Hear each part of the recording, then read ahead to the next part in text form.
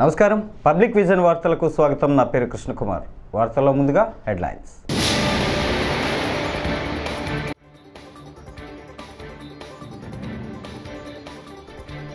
Jury ఎయిర్పోర్ట్లో కలుసుకున్న గురు శిష్యులు చంద్రబాబు, రేవంత్ రెడ్డి.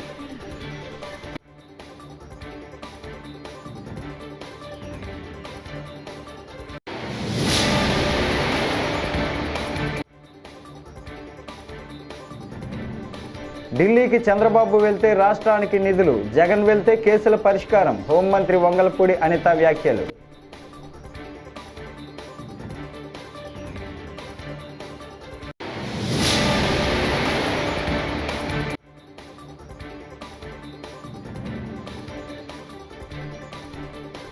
సీఎం రేవంత్ పై కేటీఆర్ కీలక వ్యాఖ్యలు.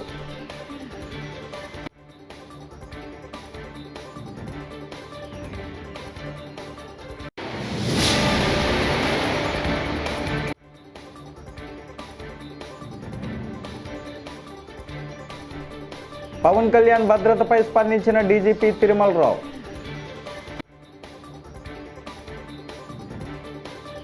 ఇక డీటెయిల్స్ చూస్తే, అమెరికా దేశానికి కాబోయే అధ్యక్షుడు డొనాల్డ్ ట్రంప్ వాషింగ్టన్ డీసీలో ఆదివారం జరిగిన మేక్ అమెరికా గ్రేట్ అగైన్ ర్యాలీని ఉద్దేశించి ప్రసంగించారు. ఇకపై అమెరికా సంపదను అమెరికన్లే అనుభవిస్తారని వెల్లడించారు. నేను ప్రమాణ స్వీకారం చేసిన వెంటనే మన దేశంలోకి అక్రమంగా వలస వచ్చిన వేలాది మందిని సాగనంపుతాం. టిక్ టాక్ యాప్లో అమెరికా ప్రభుత్వం 50% భాగస్వామ్యం తీసుకుంటుందని అన్నారు. By the time the sun sets tomorrow evening, the invasion of our borders will have come to a halt, and all the illegal border trespassers will in some form or another be on their way back home. By the time the sun sets tomorrow evening, the invasion of our borders will have come to a halt, and all the illegal border trespassers will in some form or another be on their way back home. దావోస్లో ప్రపంచ ఆర్థిక సదస్సులో పాల్గొనేందుకు వెళ్లిన తెలుగు రాష్ట్రాల సీఎంలు స్విట్జర్లాండ్లోని Zurich ఎయిర్పోర్ట్లో కలుసుకున్నారు. AP CM Chandrababu, Telangana CM Revanth Reddy అక్కడ కాసేపు ముచ్చటించుకున్నారు. రేవంత్ రెడ్డి వెంట తెలంగాణ ఐటీ మంత్రి శ్రీధర్ బాబు ఉన్నారు.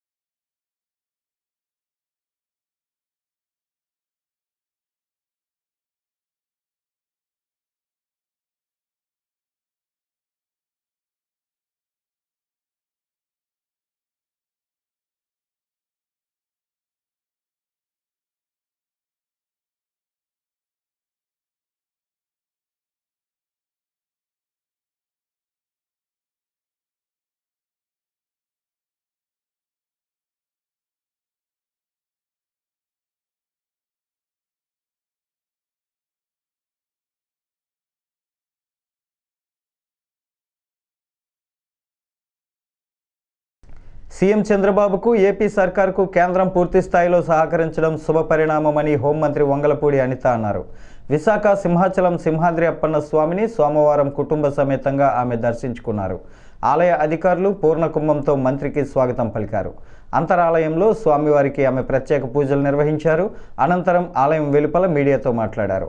మంత్రి నారా లోకేష్కు డిప్యూటీ సీఎం పదవి ఇవ్వవలసిందిగా పలువురు నేతల నుంచి వస్తున్న డిమాండ్లపై అనిత స్పందించారు. నుదుటిన రాసి ఉంటే ఏమైనా జరగవచ్చునని ఆమె వ్యాఖ్యానించారు.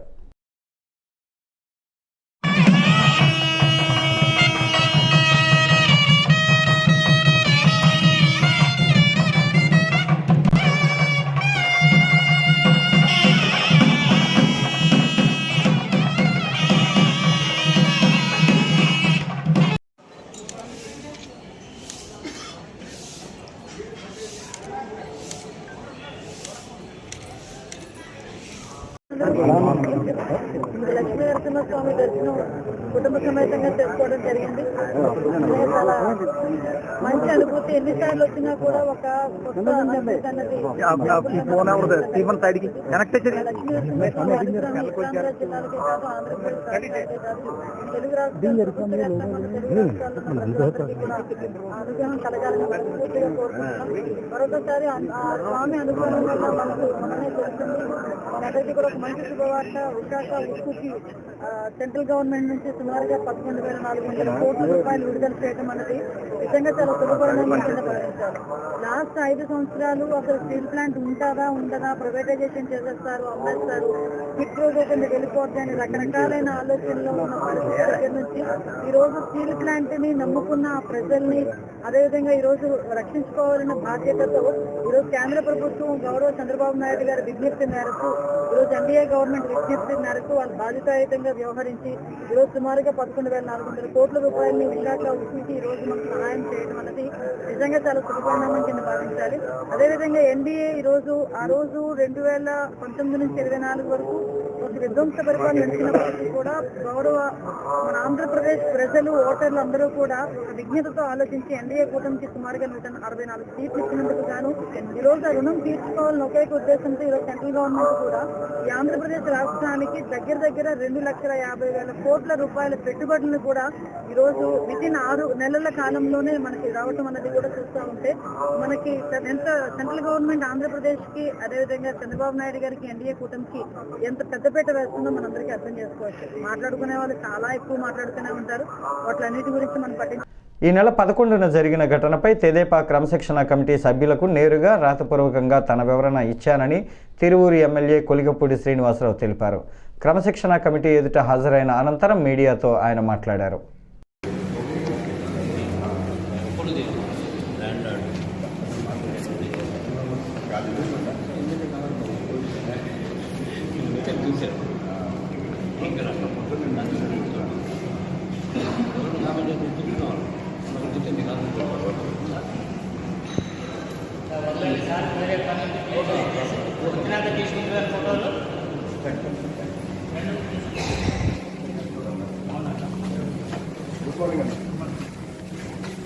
అందరికీ నమస్కారం.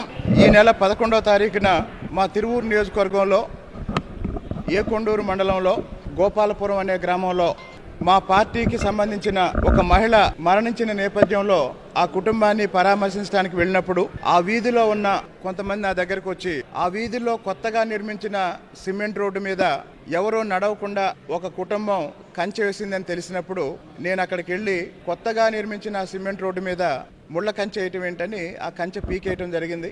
ఆ కంచె పీకేసి వచ్చిన తర్వాత ఆ కంచె వేసిన కుటుంబ సభ్యులు వైసీపీ పంచాయతీ వార్డు మెంబరు పురుగు మందు తాగి ఆత్మహత్య ప్రయత్నం చేశారని తర్వాత దాని గురించి మీడియాలో రావటం, ఆ మీడియాలో 2 అంశాలు ఏంటంటే, ఒకటి ఆ రోడ్డు విషయంలో ఏదో ఆస్తి వివాదం ఉందని, అన్నదమ్ముల మధ్య ఆస్తి వివాదం ఉందని, కాబట్టి కంచె వేశారు అని మీడియాలో వచ్చింది. దానికి సంబంధించి మా పార్టీ అధిష్టానం ఆ రోజు ఏం జరిగింది మీరు వెళ్ళినప్పుడు అని నా అభిప్రాయం తెలుసుకోవటానికి ఈరోజు పిలిపించడం జరిగింది. గోపాలపురం గ్రామంలో కొత్తగా నిర్మించిన సీసీ రోడ్డు నిర్మాణానికి సంబంధించి గ్రామ పంచాయతీ చేసిన తీర్మానం ఇది. గోపాలపురం గ్రామ పంచాయతీ ఆ రోడ్డు ప్రభుత్వ భూమి అని, అక్కడ సిమెంట్ రోడ్డు నిర్మించాలి అని గోపాలపురం పంచాయతీ చేసిన తీర్మానం ఇది. ఈ తీర్మానంలో సర్పంచ్తో పాటు వార్డు సభ్యులందరూ సంతకాలు చేశారు. ఆ వార్డు సభ్యుల్లో ఒక సభ్యుడు బూక్యా కృష్ణ.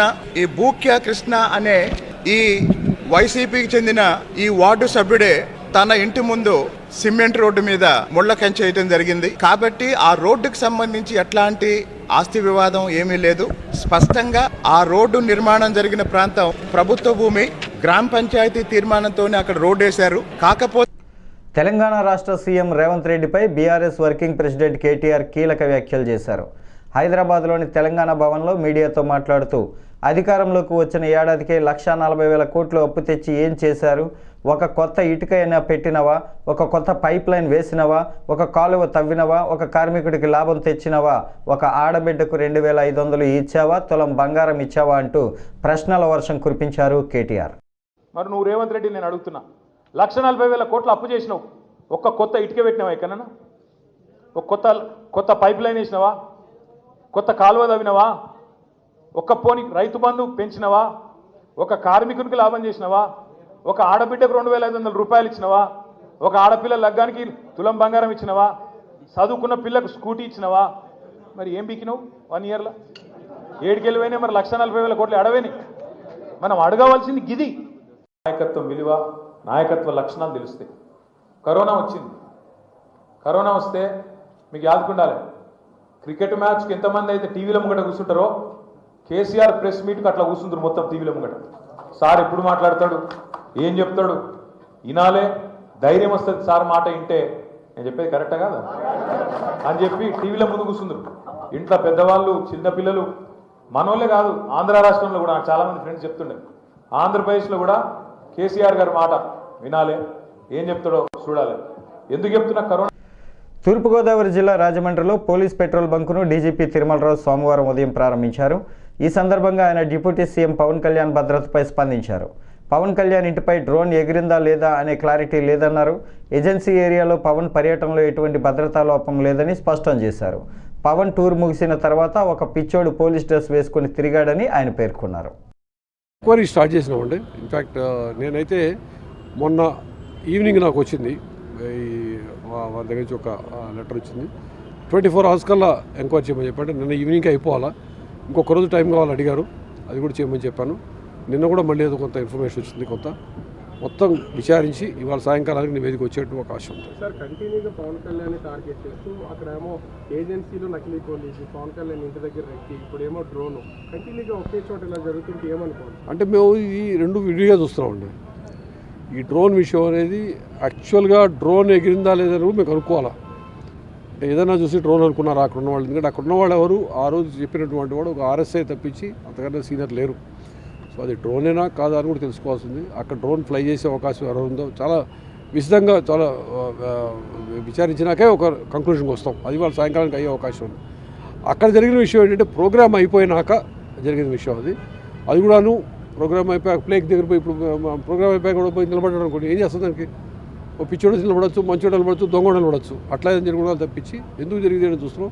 ఆ ప్రోగ్రాంలో మాత్రం ఏదైనటువంటి సెక్యూరిటీ ల్యాబ్స్ జరగలేదు మన ఏజెన్సీ ఏరియా అనుకుంటున్నాను.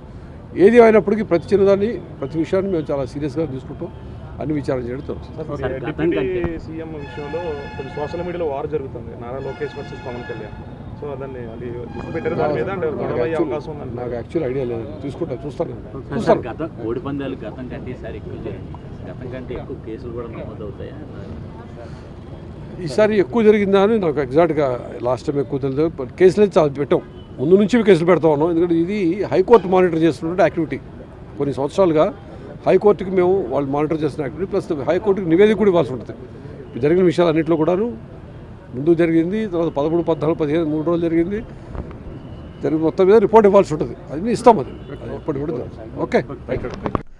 తిరుమల శ్రీవారిని డాకు మహారాజ్ చిత్ర బృందం దర్శించుకుంది. సోమవారం VIP ప్రారంభ విరామ దర్శన సమయంలో దర్శకుడు బాబీ, సంగీత దర్శకుడు తమన్ స్వామివారి సేవలో పాల్గొన్నారు. దర్శనం అనంతరం రంగనాయకుల మండపంలో వీరికి పండితులు ఆశీర్వచనం చేసి స్వామివారి తీర్థ ప్రసాదాలు అందజేశారు. ఆలయం బయట వీరిద్దరితో ఫోటోలు దిగేందుకు భక్తులు పోటీ పడ్డారు.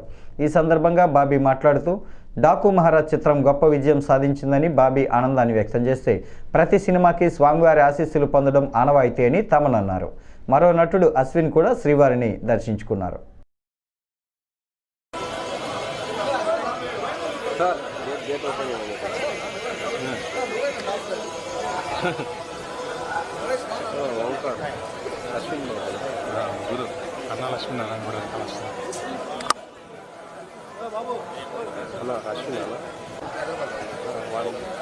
సార్ మీరు ముందుకు రండి సార్.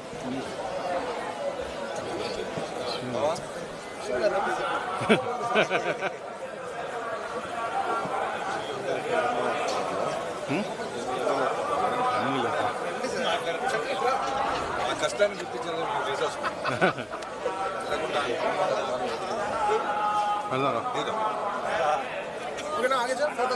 ఇంకొంచెం ముందుకు సార్, ఇంకొంచెం ముందుకు రండి సార్.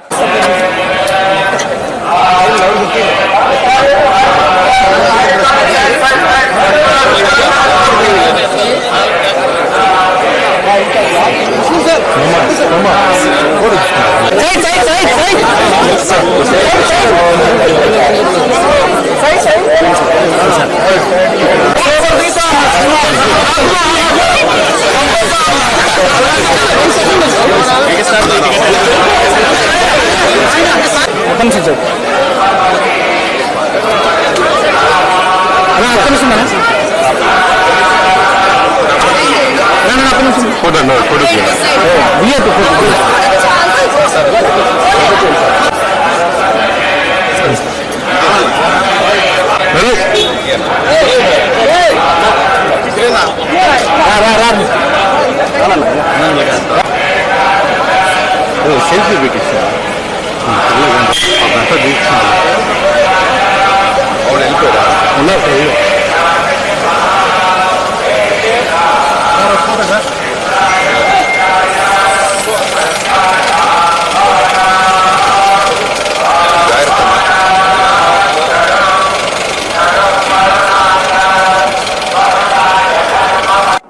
అందరికీ నమస్కారం అండి.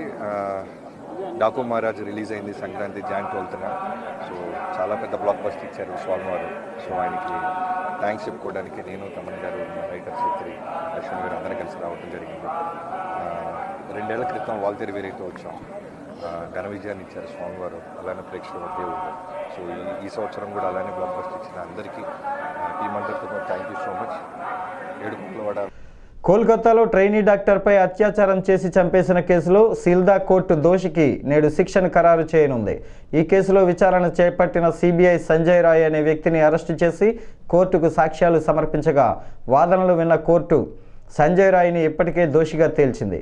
అయితే శిక్ష నేడు ఖరారు చేయనుండడంతో ఉరిశిక్ష లేదా జీవిత ఖైదు విధించే అవకాశం ఉందని న్యాయవాదులు పేర్కొంటున్నారు.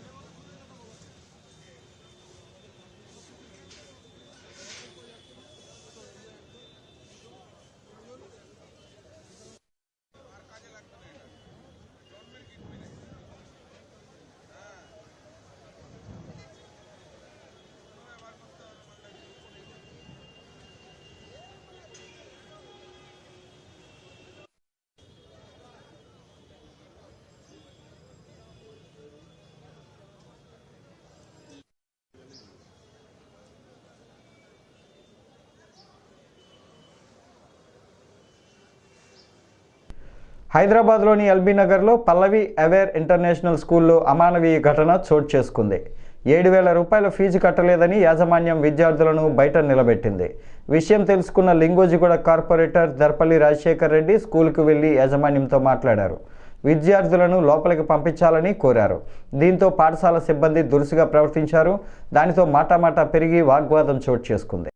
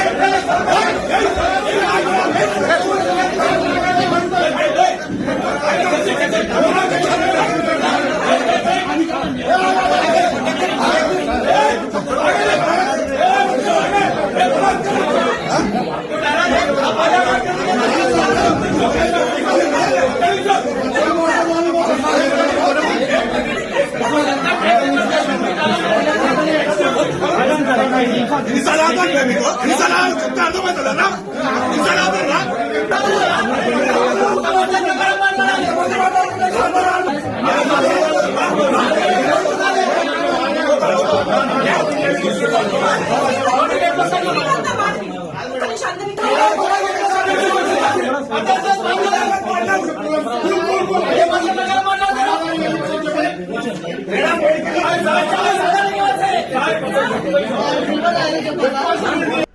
నాగర్ కర్నూలు జిల్లా బల్మూరు మండలం మైలారంలో గ్రామస్తులను రైతులను అక్రమంగా అరెస్టు చేశారని స్థానిక మహిళలు ఆందోళనకు దిగారు. గ్రామంలోకి పోలీసులు రాకుండా ముళ్ళ కంచెలు ఏర్పాటు చేశారు. మైనింగ్ వద్దు గుట్ట ముద్దు అనే నినాదంతో గ్రామంలో రిలే దీక్షలు తలపెట్టిన వారిని పోలీసులు ముందస్తు అరెస్టు చేశారు. అరెస్టు చేసిన వారిని విడుదల చేయకుంటే ఆత్మహత్య చేసుకుంటామని మహిళలు పురుగుమందు డబ్బాలతో రోడ్డెక్కారు.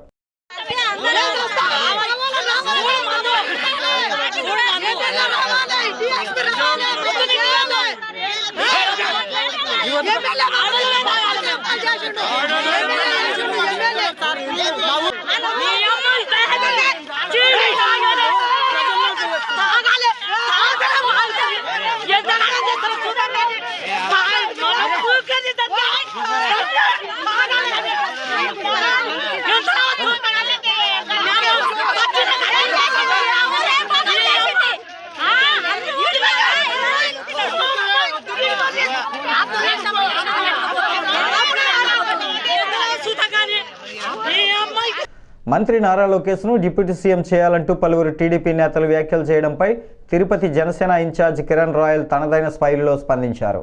జనసేన నేతల దృష్టిలో మెగా బ్రదర్స్ అంటే ముగ్గురు కాదని సీఎం చంద్రబాబుతో కలిపి నలుగురని ఆయన చెప్పారు. మంత్రి లోకేష్ను డిప్యూటీ సీఎం పదవిలో చూడాలని టీడీపీ కేడర్ కోరుకోవడంలో తప్పులేదని కిరణ్ రాయల్ అభిప్రాయపడ్డారు. తాము కూడా పవన్ను ఏపీకి సీఎంగా చూడాలని 10 ఏళ్లుగా ఎదురు చూస్తున్నట్లు తెలిపారు. నెల్లూరులో ఒక నాయకుడు, రాజంపేటలో ఒక నాయకుడు మాట్లాడుతూ ఉప ముఖ్యమంత్రి కోరిక మంచిదేనా, నేను తప్పట్లే, ఎవరికైనా కోరిక ఉప ముఖ్యమంత్రి కావాలి, మా నాయకుడు హోదాలో ఉండాలి, తిరగాలంటే తప్పేం లేదు. మా కోరిక ఉంటుంది కదా, మేము కూడా చెప్పుకోవాలి కదా. పవన్ కళ్యాణ్ గారు ముఖ్యమంత్రి చూడాలని తప్పించిపోతున్నాం కోట్ల మంది జన సైనికులు. కాబట్టి మాకు కూడా కోరిక ఉంది. కోరికలు అనేది ఉంటాయి అందరికీ, మంచిదే. బట్ మనం కూటమిలో ఉన్నాం కాబట్టి ఇంకో పార్టీకి ఫేక్ వైసీపీ పార్టీకి ఎందుకు ఫేక్ వైసీపీ పార్టీ ఉంటుందో తెలుసా? ఆ పార్టీ జగన్ది కాదు, ముందు తీసుకోవాలి మనం. ఆ పార్టీ జగన్ది కాదు. ఆ పార్టీకి మనం అవకాశం ఇవ్వకూడదు. వాళ్ళకి మంచిదే. బట్ మనం కూటమిలో ఉన్నాం కాబట్టి ఇంకో పార్టీకి ఫేక్ వైసీపీ పార్టీకి ఎందుకు ఫేక్ వైసీపీ పార్టీ ఉంటుందో తెలుసా? ఆ పార్టీ జగన్ది కాదు, ముందు తీసుకోవాలి మనం. ఆ పార్టీ జగన్ది కాదు. ఆ పార్టీకి మనం అవకాశం ఇవ్వకూడదు. పెడన నియోజకవర్గం గూడూరు మండలంలో జనసేన, టీడీపీ, బీజేపీ పార్టీల నాయకులు, కార్యకర్తలు సఖ్యతగా ఉన్నామని గూడూరు మండల తెలుగుదేశం పార్టీ అధ్యక్షుడు పోతన స్వామినాయుడు పేర్కొన్నారు. గురువారం గూడూరులో ఆయన మీడియాతో మాట్లాడారు. ఒక వ్యక్తిగతమైన గొడవను పార్టీకి ఆపాదించడం సరికాదన్నారు. సంతోష్ ఒక విషయమై ఫోన్లో నన్ను తిట్టారని, ఆయన తిట్టడంతోనే నేను కూడా మాట్లాడటం జరిగిందని వివరణను ఇచ్చారు. గత 2 రోజులుగా సోషల్ మీడియాలో నా మీద కొన్ని ఆరోపణలు, కొన్ని నిందలు వేసి జనసేనకు తెలుగుదేశం పార్టీకి తేడా వచ్చేసిందని చెప్పేసి ఇది జరుగుతుందని పార్టీల మీద రుద్దడం జరుగుతుంది. దయచేసి మీరు ఎవరు అపార్థం చేసుకోవద్దు. ఇది వ్యక్తిగత గొడవ. నేను కంకడా గ్రామానికి చెందిన సంతోష్ అనే వ్యక్తిని నన్ను ముందు రోజు నన్ను బూతులు తిట్టాడు ఉద్దేశంతో ఫోన్ చేస్తే మళ్ళీ అదే బూతులు తిడతం మూలంగా నేను కూడా తిట్టడం జరిగింది. కానీ అతను వాయిస్ రికార్డింగ్ చేసి అతను మాట్లాడింది కాల్ కట్ చేసుకుని దీన్ని సెట్టింగ్లో పెట్టి మార్చుకుని నేను వరకు తిట్టింది ఒక 2 నిమిషాలు 3 నిమిషాల్లో అదే వాయిస్ రికార్డింగ్ ఇవ్వడం జరిగింది. తెలుగుదేశం పార్టీ, జనసేన పొత్తు అఫీషియల్గా చాలా ముందు నుంచే మేము జనసేన, టీడీపీ నాయకులు, బీజేపీ నాయకులు అందరం కూడా 6 నెలల ముందు నుంచే కలిసి ప్రయాణం చేయాలని అనుకున్నాం అందరం కూడా. అలాగే అదృష్ట సేవకు పవన్ కళ్యాణ్ గారు కూడా చంద్రబాబు గారిని కలిసినప్పుడు తొందరగా నిర్ణయం తీసుకుని ఎప్పుడైతే పొత్తు కలిసి పోటీ చేస్తామని అనౌన్స్ చేశారో ఆ రోజు నుంచి ఈ రోజు వరకు కూడా స్టిల్ మండల కమిటీల నాయకులు మేము కానీ అందరం కూడా కలిసికట్టుగా పనిచేయడం జరుగుతుంది. చిన్న కమ్యూనికేషన్ మాకు ఏదైనా మండల పార్టీ పరిషత్ గ్యాప్ కమ్యూనికేషన్ లోపం ఏదైనా చిన్న విషయం వచ్చినా కూడా దాన్ని మా మనసులో ఆడేటువంటి సర్దుబాటు చూసుకుని వెళ్తున్నాం.